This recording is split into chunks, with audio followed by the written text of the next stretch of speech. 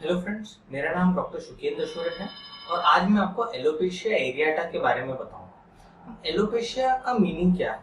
Alopecia का मतलब है बाल जाना या सर खाली होना। That is it. कई लोग कई डिजीजेस समझते हैं कि एलोपेशिया का मतलब कोई और स्पेसिफिक डिजीज है, लेकिन एलोपेशिया का मतलब जो होता है वो तो सिर्फ स्पेसिफिक एक हेयर लॉस होता है, किसी भी कारण से हुआ। इसमें से आज जिसके बारे में मैं बात करूंगा उसका नाम है एलोपेशिया एरियाटा। इसका मतलब क्या होता है? एरियाटा का मतलब होता है सिक्के के शेप में हेयर फॉल पूरे हो जाना। तो इस बीमारी में पेशेंट्स को सर में या कहीं पे भी सिक्के के शेप में, गोल सर्कुलर शेप में पूरे बाल उड़ जाते हैं और बिल्कुल गंजा हो जाता है। तो इसको कहते हैं एलोपेशिया एरियाटा। अब वैसे एलोपेशिया के कई प्रकार होते हैं। कुछ स्कारिंग एलोपेशिया होता है, एलोपेशिया एरियाटा होता है, एंड्रोजेनेटिक एलोपेशिया होता है। तो जो कॉमनली देखे जाने वाले एलोपेशिया होते हैं वो तो सबसे पहले होता है पैटर्न एलोपेशिया, जिसको कि हम मेल पैटर्न एलोपेशिया, जिसमें कि ट्रायंगल से बाल जाते हैं मेल पेशेंट्स के, सर में से जाते हैं, क्राउन पे से जाते हैं, इसको बोलते हैं। ये एक तरह का जेनेटिक एलोपेशिया है, इसको एंड्रोजेनेटिक एलोपेशिया भी बोलते हैं। फिर होता है टीलोजन एफ्लुवियम, जो कि विमेन में ज्यादा पाया जाता है, जिसमें बाल ज्यादा झड़ते हैं। ये शॉक की वजह से हो सकता है या न्यूट्रिशन की वजह से हो सकता है। और जो थर्ड एलोपेशिया है, जिसकी जो मैं अभी बात करने वाला हूँ, वो है एलोपेशिया एरियाटा। ये मेनली ऑटो इम्यून होता है। ऑटो इम्यून का मतलब है ये हमारे ही इम्यून सिस्टम की वजह से होता है। किसी कारणवश हमारा जो इम्यून सिस्टम होता है वो कीटाणु को मारने की जगह हमारे बालों को ही कीटाणु समझने लग जाता है।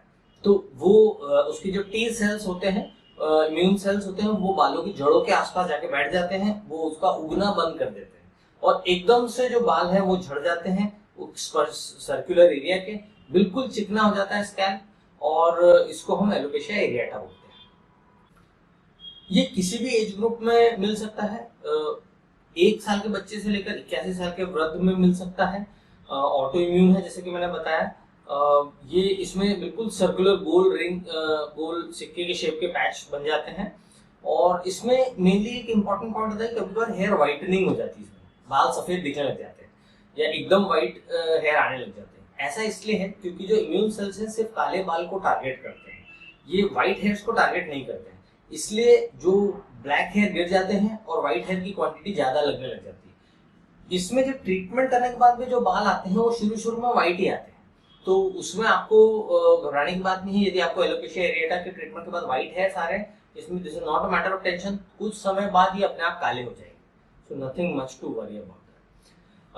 ये कभी कभार ओवरनाइट भी आ सकता है। ओवरनाइट मतलब कि आपको एक दिन कुछ नहीं था, अगले दिन सुबह उठे और एकदम दिख गया, ये भी पाया जाता है कभी कभार।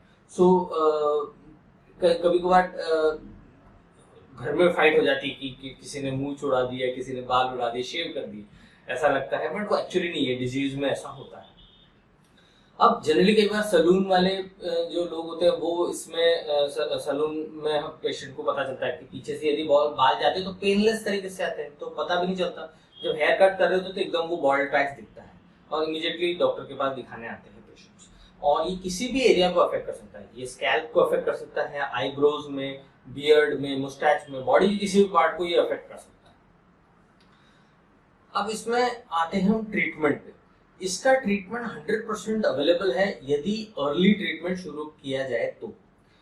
इसके कई सारे वेरिएंट्स भी हैं, बट मोस्टली बहुत अच्छा प्रोग्नोसिस होता है इसका। पूरा 100% बाल वापस आ जाते हैं इसमें प्रॉपर ट्रीटमेंट से। ओनली थिंग इज कि अर्ली स्टेज में होना चाहिए, लेट स्टेज में हो जाएगा तो बहुत मुश्किल होता है। एवरेज 4 से 5 महीने का समय लगता है इसको पूरी तरीके से ठीक होने में।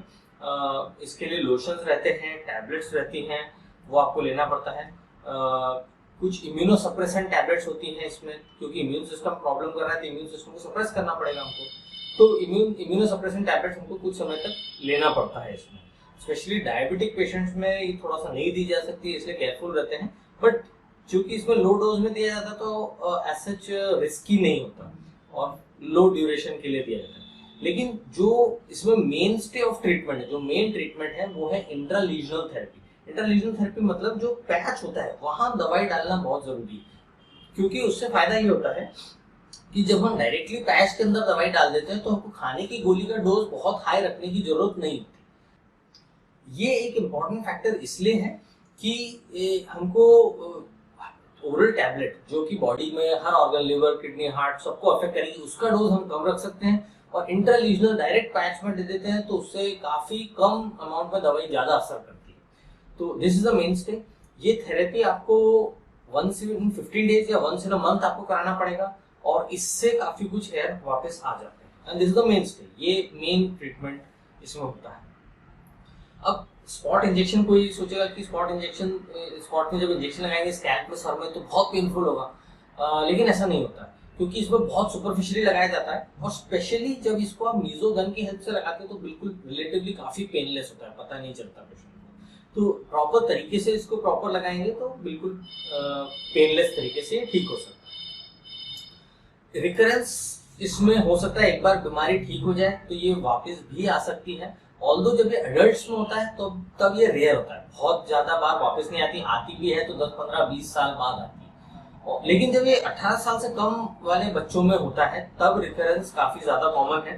तो यदि आपके बचपन में यदि ट्रीटमेंट हुआ है तो आपको थोड़ा सा ज्यादा टाइम लगेगा इसको प्रॉपर तरीके से ठीक करने में। हो सकता है बार बार भी आए, हो सकता है लॉन्ग टर्म ट्रीटमेंट लेना पड़े आपको, तो ये आपको केयरफुल रहना पड़ेगा। अब इसमें जो सबसे बड़ी जो प्रॉब्लम है वो ये है कि कभी कभार पेशेंट मिसगाइड हो जाते हैं, उनको समझ नहीं आता क्या ट्रीटमेंट है या उनको सही पर्सन के पास वो नहीं पहुंच पाते और इसमें बहुत सारा हेयर लॉस हो जाता है। तो इस बीमारी में बहुत हेयर लॉस होने की रिस्क होती है, इवन फुल स्कैल्प के बाल उड़ जाते हैं, इसको बोलते हैं एलोपेशिया टोटालिस, मतलब टोटल हेयर स्कैल्प के बाल उड़ जाते हैं। और उससे भी ज्यादा हो सकता है फुल बॉडी के भी बाल चले जाते हैं, बियर्ड, फेस, आईब्रोज सब जगह के बाल चले जाते हैं, इसको बोलते हैं एलोपेशिया यूनिवर्सैलिस। अब जब ये स्टेज पे पहुंच जाता है तब ट्रीटमेंट बहुत डिफिकल्ट हो जाता है, बहुत हायर डोज में बहुत लंबे समय तक दवाई देना पड़ती है और ऐसा भी होता है कि हो सकता है कि शायद बाल न भी आए।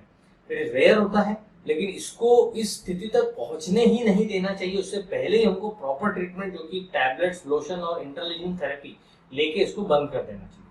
अब जिनको ये बीमारी हो गई है तो ऑल्दो इसका पुअर प्रोग्नोसिस से बहुत अच्छा रिजल्ट नहीं आते हैं, लेकिन एक नई दवाई आई है, इसको बोलते हैं टोफासिटिनिम, और इसका एलोपेशिया यूनिवर्सैलिस में भी और टोटालिस में भी काफी अच्छा रिजल्ट पाया गया है।